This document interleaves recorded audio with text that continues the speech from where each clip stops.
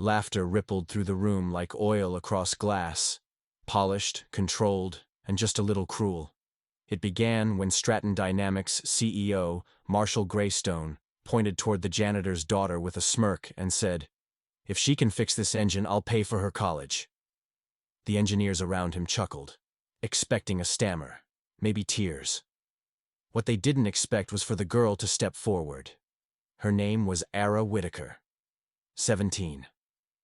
Braids pulled back in a loose bun. Sleeves rolled, shoes scuffed, her backpack weighed down with textbooks, hand-sketched diagrams, and a spiral notebook barely held together by duct tape. She didn't smile. She didn't flinch. She walked. The engine loomed at the center of Stratton's tech bay like a sleeping beast, sleek, expensive, and dead. A next-gen V12 prototype meant to change the industry, and now a humiliating mystery. No startup, no faults on diagnostics, millions poured into its development. Nobody could make it run. Aara stood just a few feet from it. "Can I touch it?" she asked, voice small but steady. "Be my guest," Marshall drawled, his suit crisp, voice louder than necessary, as if volume could cover insecurity. Phones came out. Engineers started recording, ready to capture what they assumed would be an awkward footnote. Janitor's daughter humiliated under the lights of a billion-dollar failure. But Aara didn't falter. She dropped her backpack onto the concrete with a soft thud. Kneeling beside it, she pulled out her notebook, flipped to a marked page, handwritten formulas, sketched systems, overlays in red and graphite. One of the senior engineers leaned forward. "Wait a second." Another squinted. That's our core drive layout. The same hybrid pattern we mapped out 6 months ago. But more refined," the first one muttered. Aara didn't hear them. Or maybe she didn't care. Her hands hovered over the engine's base. Her fingers were calloused, not from TikToks or typing, but torque wrenches and late-night builds in the shed behind their duplex. She reached into her pocket, pulled out a small magnetized probe, and started tracing the wiring casing. Her hands didn't shake now. In the corner, Henry Whitaker, janitor, widower, veteran, stood silently. His mop rested against the wall, his uniform sleeves damp. His eyes stayed locked on his daughter, a silent plea caught somewhere between hope and fear. The room that once buzzed with arrogance went quiet. Aara worked without rushing. She adjusted a pressure valve, tapped twice near the ignition relay, then paused. She closed her notebook, looked at the engine, and smiled, just once. Then she reached under the intake valve, reset a circuit bypass, and stepped back. "Try it now," she said. One of the engineers looked to the CEO. Marshall waved a dismissive hand. "Why not?" The ignition button was pressed, and the engine roared, not sputtered, roared, clean, crisp, controlled. Silence collapsed into disbelief. Mouths parted, phones trembled. A few engineers actually clapped, quietly, stunned. But Aara didn't bask. She stepped back beside her father, hands still streaked with grease. That's when a woman in the back, head of internal systems, leaned to a colleague and whispered, "That bypass she used, that's not public." Another murmured, "That's not from our plans." Aara's notebook wasn't just impressive. It was impossible. And suddenly, everyone in the room stopped laughing. Because someone in that room had a secret. And it wasn't just the girl. The moment her fingers touched the engine, her body stilled. Like muscle memory took over where nerves had left off. She loosened a casing with practiced ease, hands quick and exact. Then she slid open a narrow panel, peered inside, and leaned close. The control housing was dense, wires curled like veins. At the back, half hidden beneath bundled insulation, she spotted it, a capacitor, worn and misaligned, tiny, overlooked, vital. Without a word, she reached into her backpack and pulled out a small component wrapped in cloth. "She carries parts?" someone whispered. "That's not just some janitor's daughter," another muttered, eyebrows lifted, suspicion blooming. Aara didn't respond. She inserted the new piece with gentle pressure, tightened the fastenings, then stepped back. "Try it now," she said. The lead technician, still amused, still sure this would fail, pressed the ignition switch. The engine started instantly. Not with a cough, not with hesitation. It roared. Clean, controlled, seamless. The sound filled the room, thick with clarity, echoing against steel and glass. And no one said a word. Marshall Greystone's complexion went pale, but nobody noticed. Everyone was staring at the machine, no longer dead, fully alive. Aara stepped back again, wiping grease on the sleeve of her hoodie. Her hands trembled, not from fear this time, but from the weight of something deeper. She hadn't just fixed an engine. She had exposed a secret. One she never meant to show. She had tried to hide this part of herself her entire life, and now it was standing at full throttle for the entire company to hear. Marshall stared at the prototype like it had personally betrayed him. His jaw locked, his temples twitched. He didn't look at her. Not yet. He was recalculating everything. The girl he'd publicly mocked had solved what 24 engineers couldn't, in under 2 minutes. A slow clap began at the back. One young technician, barely out of school, with damp eyes and a stunned expression, clapped once, then again. Another joined, then a third. It wasn't applause for a show. It was awe, disbelief, maybe fear. Marshall raised his hand. "Stop." Silence fell again. He turned to Aara, voice lower now. "Who are you?" She looked at her father. Henry stood still, mop handle clenched, as if frozen mid-motion. His eyes were wide, not just with fear, but with something else. Pain. Aara turned back to the CEO. "I'm someone who loves engines," she said quietly. Donna, one of the engineers, stepped forward. "The drawing in your notebook, the compression pattern. How did you even get that?" "That model is still classified." Aara's voice lowered. "I drew it." Laughter broke again, but it was hollow, nervous, like a reflex against something they didn't want to believe. "You're telling us you reverse-engineered a $4 million prototype?" another engineer snapped. Aara shook her head. "No," she said simply. She flipped her notebook open again, this time to a second page, an improved layout, annotated in tight handwriting, diagrams colored with overlays and corrections.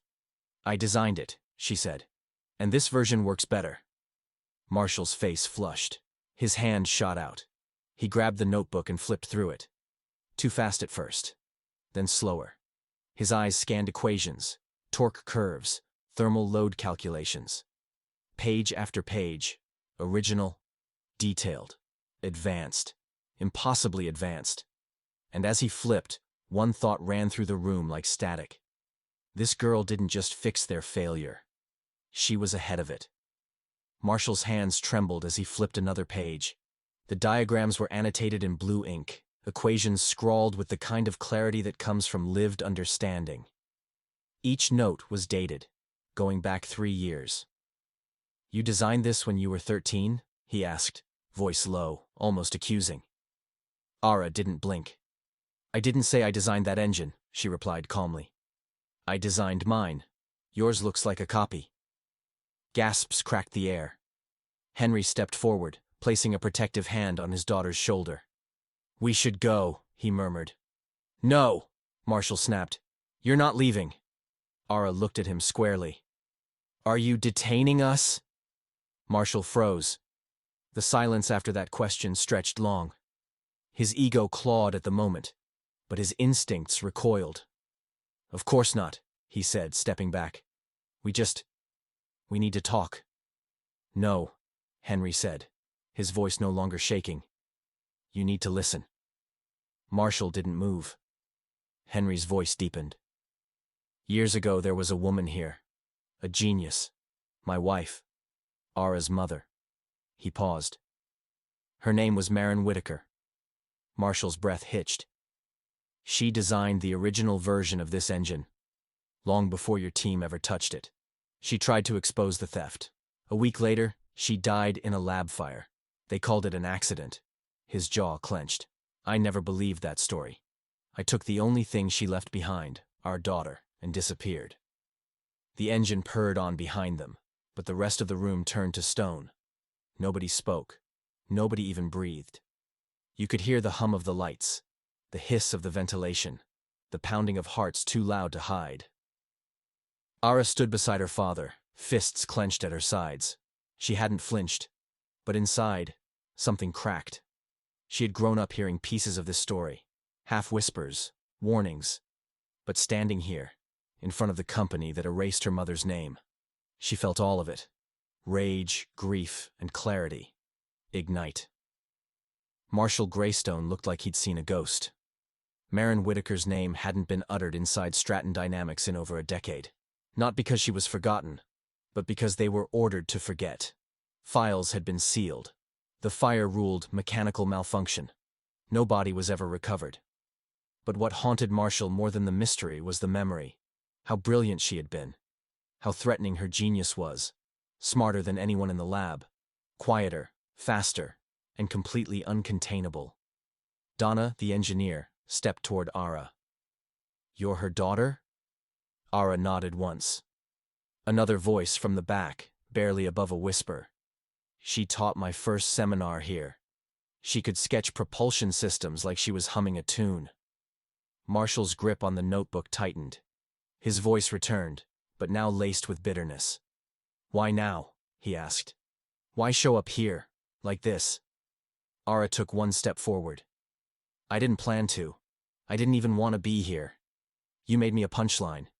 You asked me to fix what your best people couldn't." Her eyes locked with his. "So I did." She inhaled. "But now that I'm standing here, I won't walk away from the truth again." Behind her, Henry's hand rested on her shoulder, firm, proud. And in the space between them, the ghost of Aara Whitaker stood tall. Henry's hand still rested on his daughter's shoulder, but Aara gently moved it aside. "I used to think silence kept people safe," she said, her voice low but unwavering. "But silence is what killed her.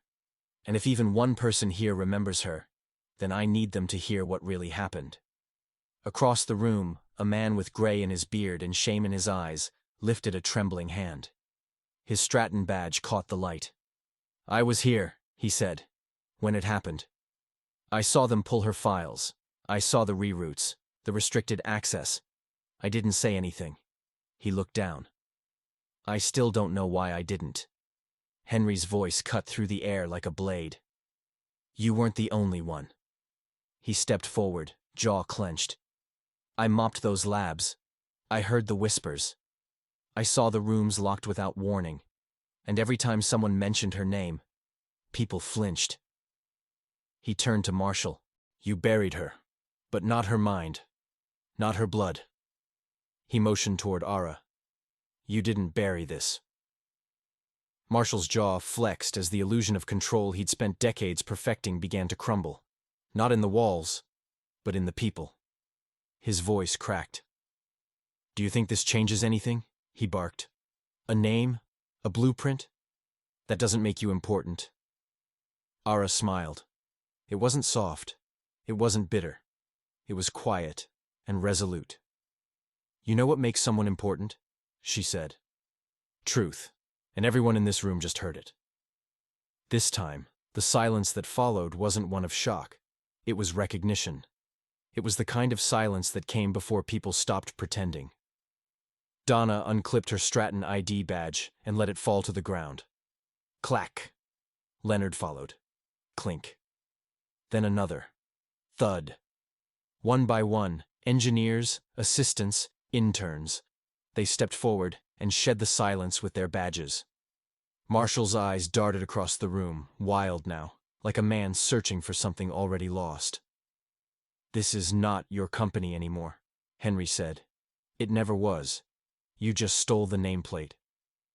Marshall let out a bitter laugh, but it sounded like static. "You think this will stick? You think anyone will believe you?" Aara didn't speak. She just raised her phone and turned the screen toward him. A video played, crystal clear. Marshall's voice, his mocking challenge, her calm defiance. The engine roaring to life, the confession, the silence.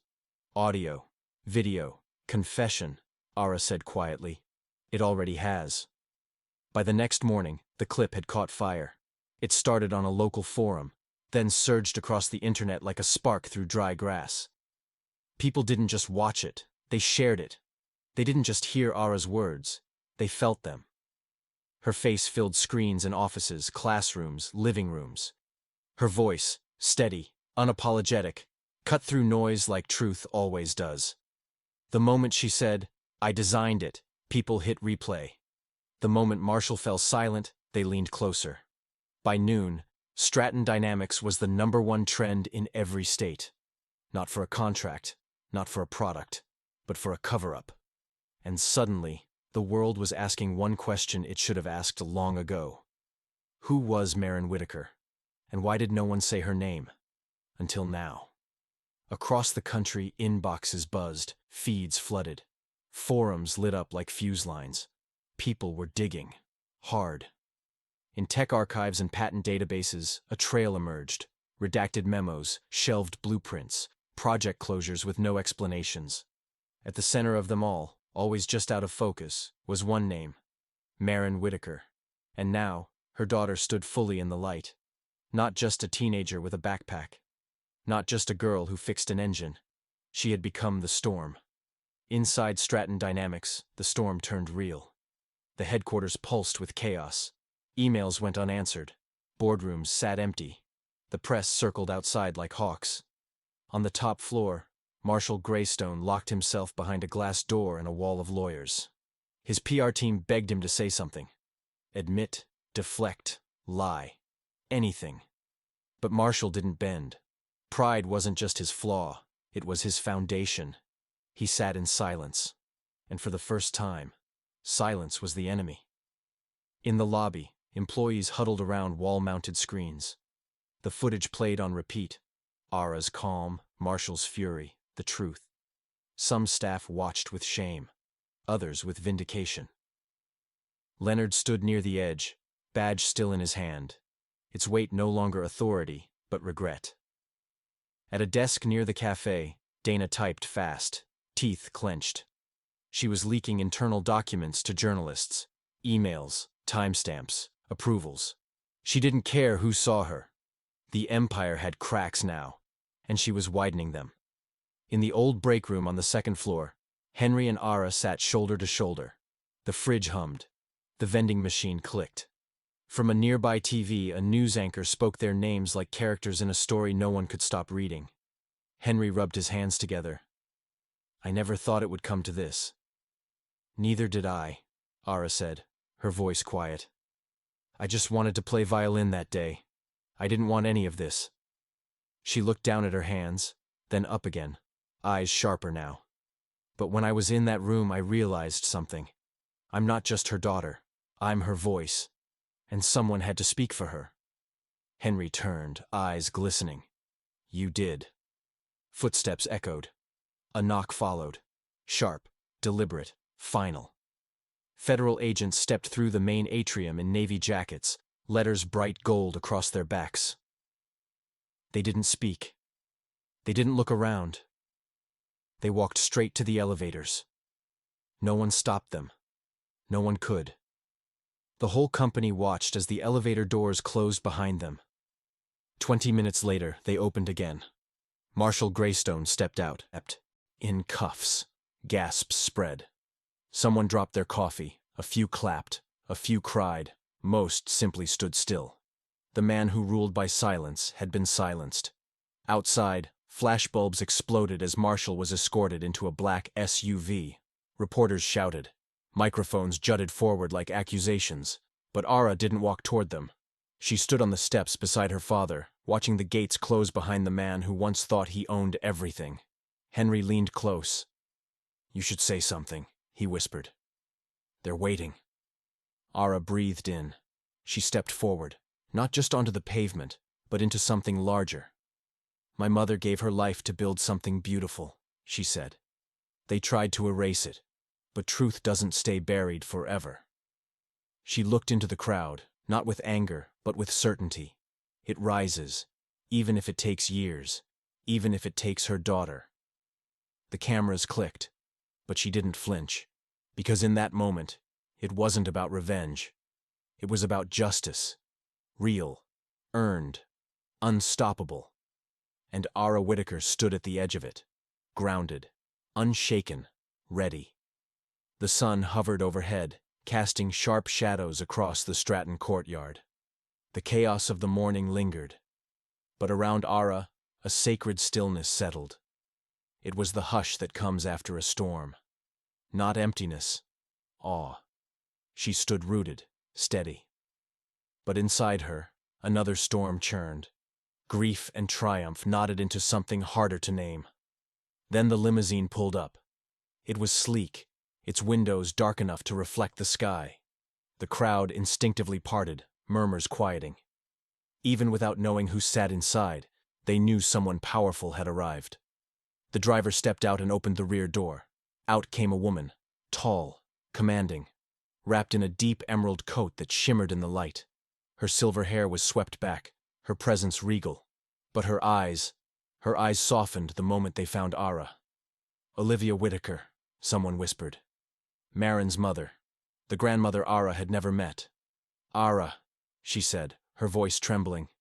It was a name spoken like a prayer, long held in silence. Aara turned. The noise, the crowd, the cameras, vanished. Only the two of them remained in that breath of time. They had never met in person. Only exchanged old letters, scattered memories shared by others.